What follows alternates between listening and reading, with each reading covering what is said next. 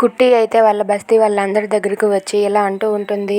మన బస్తీని కబ్జా చేసి ఎవరైనా ఫ్యాక్టరీలు కడదామని వచ్చారంట అని చెప్పి అడుగుతూ ఉంటుంది. అది విని అందులో ఒక ఆయన అయితే అవునమ్మా నిన్న వచ్చి చెప్పి వెళ్ళారు అని చెప్పి అంటూ ఉంటాడు. ఇంతలో అక్కడికి కారు వచ్చి ఆగుతుంది. ఆ కారులో అక్కడ మేడం అలాగే ఆ సార్ వాళ్ళిద్దరూ కూడా ఆ కారులో నుండి దిగుతూ ఉంటారు. అది చూసి కుట్టి అయితే వాళ్ళని నిలదీసి అడుగుతూ ఉంటుంది. ఏంటి మేడం ఇది, ఇక్కడ ఎన్నో ఏళ్ళుగా ఈ బస్తీలో మేమందరం ఇక్కడే బతుకుతున్నాం. అలాంటిది ఈ బస్తీని మీరు కొనుక్కొని మీరు ఇక్కడ ఫ్యాక్టరీలు కట్టాలనుకుంటున్నారా? అలా అయితే ఎంతమంది కుటుంబాల జీవితాలు ఏమవుతాయి?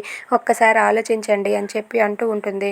అది విని ఆమె అయితే చాలా పొగరగా ఇది నేను కొనుక్కుంటున్నాను, నువ్వెవరు మాట్లాడడానికి అని చెప్పి అంటూ ఉంటుంది. అది విని కుట్టి అయితే ఇలా అంటూ ఉంటుంది.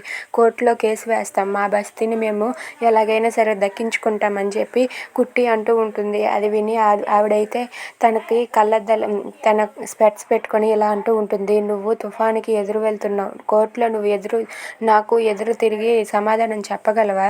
కోర్టులో నువ్వు గెలవగలవు అనుకుంటున్నావా? అస్సలు గెలవలేవు. నువ్వు తుఫానికి ఎదురుపై వెళ్తున్నావని అర్థం చేసుకో.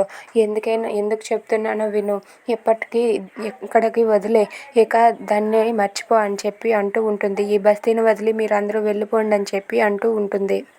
అది విని కుట్టి అయితే ఎలాగైనా సరే కోర్టులో కేసు వేసి మీపై మేము గెలుస్తాము, చూస్తూ ఉండండి, మా బస్తీని మేము ఎలాగైనా దక్కించుకుంటామని చెప్పి కుట్టి ఆమెతో అంటూ ఉంటుంది. Thanks for watching friends. Please subscribe our channel. Thank you.